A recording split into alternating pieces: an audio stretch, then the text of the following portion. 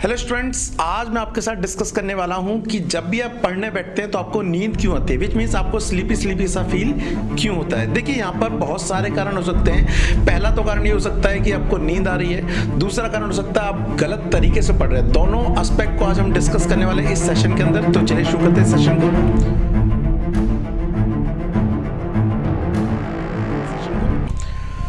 तो स्टूडेंट, जैसा कि इस सेशन में मैं डिस्कस करने वाला हूं कि आपको पढ़ते वक्त नींद क्यों आती है। देखिए सबसे पहला, जैसे मैंने बताया कि नींद आने का सबसे पहला जो कारण हो सकता है वो है कि एक्चुअल में आपको नींद आ रही है।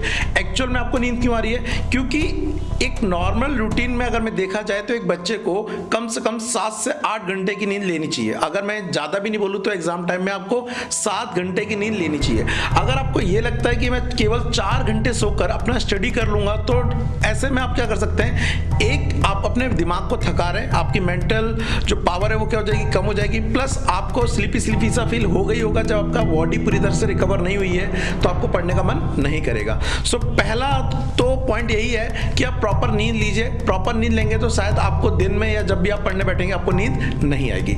अब बात करते हैं उन पॉइंट्स पर, उन टॉपिक्स पर जिनको ठीक करके आप पढ़ते वक्त ऐसा कर सकते हैं कि आपको नींद ना लगे। तो सबसे पहला जो पॉइंट है मुझे डिस्कस करना वो है ईट लाइट एंड ड्रिंक वाटर। देखिए होता क्या है, ईट लाइट का मतलब क्या है, यहाँ पर लाइट का मतलब है हल्का खाने की बात कर रहा हूँ, रोशनी खाने की बात नहीं कर रहा हूँ। एक्चुअली क्या होता है, जब हम पढ़ने बैठ रहे थे उससे पहले हमने कुछ हैवी खाना खाया है तो उससे हो सकता है क्या, हमारे को नींद आना पक्का हो जाएगा।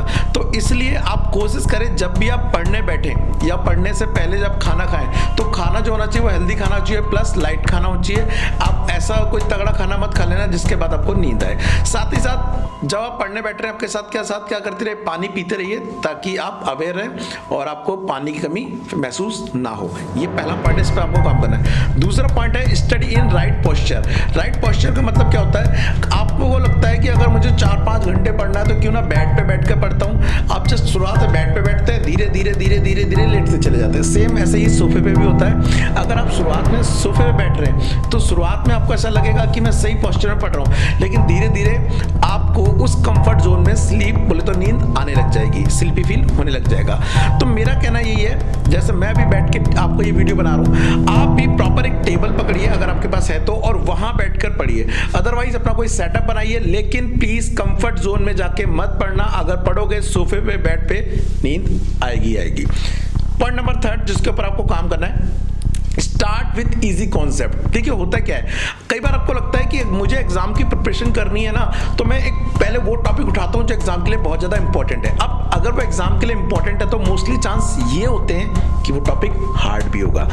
तो अगर आप एकदम से हार्ड टॉपिक लिख लेंगे पढ़ने के लिए तो आप ये फील करेंगे कि आपका थोड़ा सा पढ़ने के बाद कहेगा मेरे को समझ नहीं आ रहा। फिर इस केस में जब आपको समझ नहीं आ रहा तो हो सकता है आपको पढ़ने का मन नहीं करेगा, आपका कॉन्फिडेंस डाउन हो जाएगा, आपका मोटिवेशन डाउन हो जाएगा और आपको नींद आने लग जाएगी। तो करना क्या है, सॉल्यूशन ये है कि जब आप पढ़ने बैठे तो स्टार्ट करिए पहले किसी इजी कॉन्सेप्ट से जिसको पढ़कर आपको जल्दी समझ आ जाएगा। इससे होगा क्या, जब आपको कोई कॉन्सेप्ट पढ़ेंगे और आपको आ जाएगा, फॉर एग्जांपल आपने कोई न्यूमेरिकल ऐसा करा जो आपके इतने प्रैक्टिस किया और उसका आंसर भी आ गया, आपके अंदर से एनर्जी आएगी, आपको कॉन्फिडेंस फील होगा, उसके बाद आपका और करने का मन होगा। उस केस में आपको नींद नहीं आएगी। तो इस पॉइंट पर काम करेगा।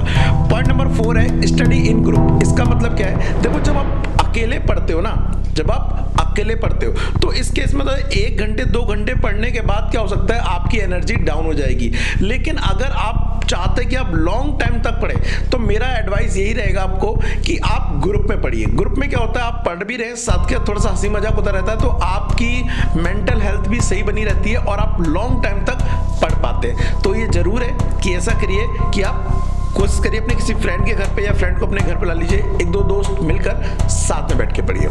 पॉइंट नंबर 5 जो है वो है डू सम फिजिकल एक्टिविटी। देखो बच्चा लोग, होता क्या है, पढ़ाई करना एक मेंटल एक्टिविटी है। आप बुक लेके बैठे हुए पूरे दिन पढ़ रहे हैं तो होगा क्या, इससे धीरे धीरे जो हमारा दिमाग है वो थक जाता है। तो दिमाग ही है भाई वो, है ना, मशीन तो है नहीं, तो उसे थक जाता है। उसको एनर्जी में दोबारा से लाने के लिए आपको करना क्या होगा, आपको कुछ फिजिकल एक्टिविटी करनी पड़ेगी। अब फिजिकल एक्टिविटी का मतलब कुछ भी हो सकता है आपने थोड़ा घर का काम कर दिया, थोड़ी सी आपने वॉक कर ली और उसके बाद वॉक करते करते पढ़ लिया। इस केस में आपका दिमाग थकेगा नहीं। और एक साथ ही इसका एक टिप्स दूंगा, आप हो सकता है कुछ चबाएं, पढ़ते पढ़ते कुछ चबाएं अब मैं नहीं कह रहा कुछ प्लास्टिक चबाने लग जाना, च्युइंगम ले सकते हैं या कुछ हल्का फुल्का स्नैक्स ले सकते हैं, उसको लेकर आप खाते रहेंगे और समय हल्का हल्का पढ़ते रहेंगे तो आपको मजा आएगा, आपका दिमाग थकेगा नहीं। तो मेरी तरफ से कुछ ये 5 टिप्स थी, अगर इनको फॉलो करोगे तो आपको एग्जाम के लिए पढ़ते वक्त नींद बिल्कुल नहीं आएगी, लेकिन उसको फॉलो करना पड़ता है। अगर आप सोच रहे हो केवल पॉइंट है मैं इसे फॉलो नहीं करूंगा